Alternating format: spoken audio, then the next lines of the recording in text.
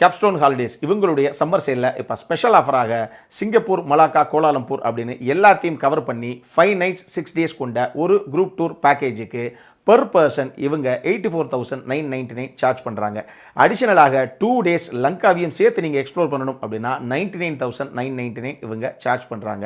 இதிலேயே உங்களுடைய Singapore visa, flight tickets, private transfer, hotel accommodation, breakfast, lunch and dinner, dedicated tour manager, all entry ஃபீஸ்லேருந்து water bottle வரைக்கும் எல்லாமே இதிலேயே cover ஆகிடும்.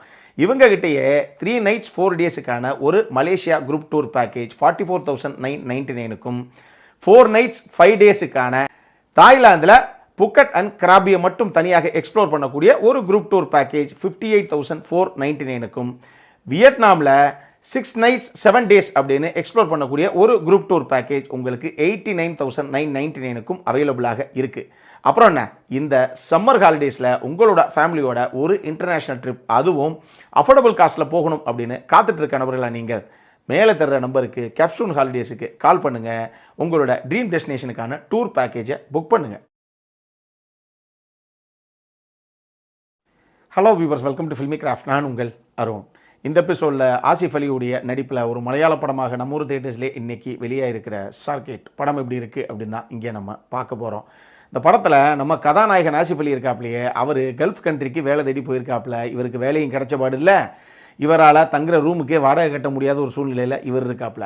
ஒரு கட்டத்தில் ஒரு வேலை கிடைக்கிது, ஆனால் அந்த வேலைக்கு ஆஃபர் லெட்டரே வாங்கணும் அப்படின்னா அட்வான்ஸாக கொஞ்சம் நிறைய பணத்தை கொடுக்கணும் அப்படிங்கிற மாதிரி ஒரு சூழ்நிலையில் இவர் இருக்காப்புல. இவர் ஒரு பக்கம். இன்னொரு பக்கம் ADHD அப்படின்னு சொல்லி ஒரு டிஸார்டர், அந்த மாதிரி ஒரு பிரச்சனை இருக்கக்கூடிய ஒரு பையன், அந்த பையனால் பிரச்சனையை சந்திக்கக்கூடிய அவங்க அப்பா அம்மா அப்படின்னு சொல்லி இது ஒரு குடும்பம். இன்னொரு பக்கம் இந்த பிரச்சனை இருக்கக்கூடிய இந்த பையனுடைய வாழ்க்கையும் நம்ம கதாநாயகனுடைய வாழ்க்கையும் ஒரு தருணத்தில் ஒரு மையப்புள்ளியில் இணையும் பொழுது இதுக்கப்புறம் என்னதான் நடந்தது, இதுதான் இந்த படத்துடைய மொத்த கதையை. Mild spoilers ahead. இன்னொரு விஷயம், இந்த விமர்சனத்தை மொத்தமாக கேட்டுட்டு அதுக்கப்புறம் எந்த காலம் வேணாலும் நீங்கள் எடுத்துக்கோங்க. இந்த படத்தை பொறுத்தளவு எனக்கு ரொம்ப ரொம்ப பிடிச்ச விஷயமே அந்த படத்துடைய ஃபஸ்ட் ஆக்ட் தான். ஹீரோவுக்கு என்ன பிரச்சனை, அந்த குட்டி பையனுக்கு என்ன பிரச்சனை, அந்த குட்டி பையனுடைய பிரச்சனையினால் அந்த அப்பா அம்மாவுக்கு என்ன பிரச்சனை அப்படிங்கிற விஷயங்கள் எல்லாத்தையும் இவங்க எஸ்டாப்ளிஷ் பண்ண விதம் ரொம்ப அழகாக இருந்தது. சூப்பராக பண்ணியிருந்தாங்க முதல்ல அந்த ஃபஸ்ட் ஆக்டை இவங்க.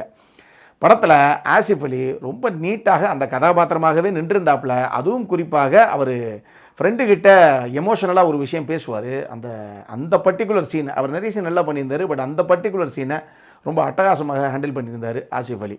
இந்த படத்துடைய சென்ட்ரல் கேரக்டர்ஸு அப்படிங்கிறதே ஒன்று ஆசிஃப் அலி, இன்னொன்று அந்த குட்டி பையன் ஆர்ஹன்.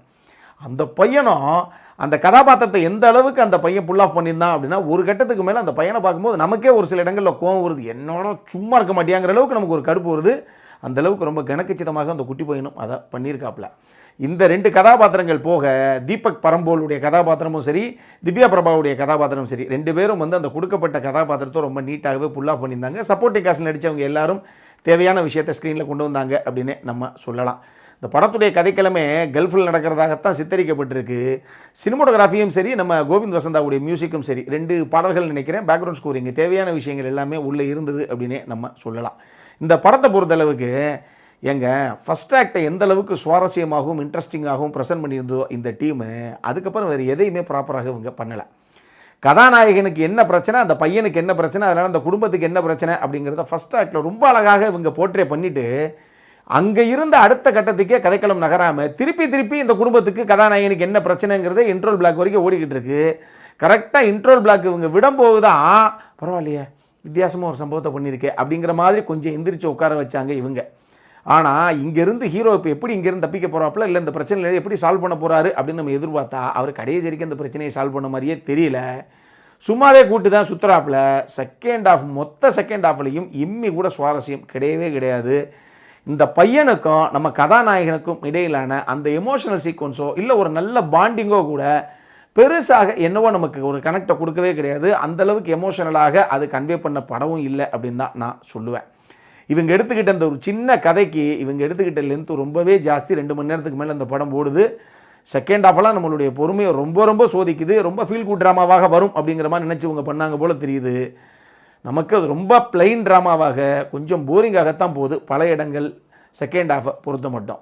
இந்த படத்தில் சூழ்நிலை தான் வில்லனே தவிர படத்தில் டைரக்டான ஒரு வில்லன் கதாபாத்திரம் அப்படிங்கிறதே கிடையாது. இதனாலேயே ஹீரோவுக்கு இப்போ என்ன நடக்க போகுது, ஹீரோ மாட்டிப்பாரா இல்லை ஹீரோ தப்பிச்சிடுவாரா, ஹீரோவுக்கு அந்த வேலை கிடச்சிடுமா, ஹீரோ எப்படி இந்த பிரச்சனையை சால்வ் பண்ண போகிறாரு அப்படிங்கிற எந்த ஒரு பதபதைப்பும் எந்த ஒரு தருணத்திலையும் நமக்கு என்னவோ பெருசாக தோணவே கிடையாது. அதுவும் இன்னொரு பிரச்சனை இந்த படத்தில் லாஜிக் மிஸ்டேக்ஸும் எக்கச்சக்கமாக இருக்குது. ஒன்றுமே கிடையாது. 2 கதாபாத்திரங்கள் கை ஒட்டின மணிக்கு சுற்றிக்கிட்டே இருக்கே தவிர ஒரு பையா கூட யாருமே பார்க்க மாட்டான். அவங்க ஹாஸ்பிட்டல் போவாங்க, ஹோட்டலுக்கு போய் தேவையானதெல்லாம் ஆர்டர் பண்ணுவாங்க. யாருமே எதுக்குங்க 2 பேர் சேர்ந்தே நிற்கிறீங்க, அது ஒரு சீனில் ரொம்ப அப்பட்டமாக தெரியும். 2 பேரும் கையை பிடிச்சிட்டு இப்படியே நிற்பாங்க. ஆனால் அந்த வர்ற கதாபாத்திரமாக ஆர்டர் எடுத்துகிட்டு போயிடுவாரே தவிர அவனும் எதுக்கு இப்போ நிற்கிறீங்க என்ன ஏதுன்னு கேட்கவே மாட்டாப்புல. ஆடியன்ஸுக்கே ஏங்க அவங்க கையிலலாம் ஒன்றையும் போட்டு மறைக்கவே இல்லையே அந்த வட்டம், இப்போயுமா உங்களுக்கு தெரில அப்படிங்கிற மாதிரி ஒரு ஃபீலை தான் கொடுத்துச்சு.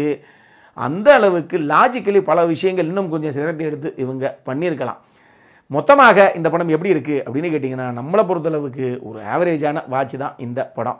அடல்காரன் எதுவுமே கிடையாது, தாராளமாக ஃபேமிலியோடு பார்க்கக்கூடிய படம் தான் இந்த படம். நம்ம ஊர் தியேட்டர்ஸ்லேயே இங்கிலீஷ் சப்டைல்ஸோடு அவைலபிளாக இருக்குது. அப்புறம் என்ன, இதே மாதிரி இன்னொரு வீடியோவோட அடுத்த முறை உங்களை சந்திக்கிற வரைக்கும் இட்ஸ் அருண் சைனிங் ஆஃப்.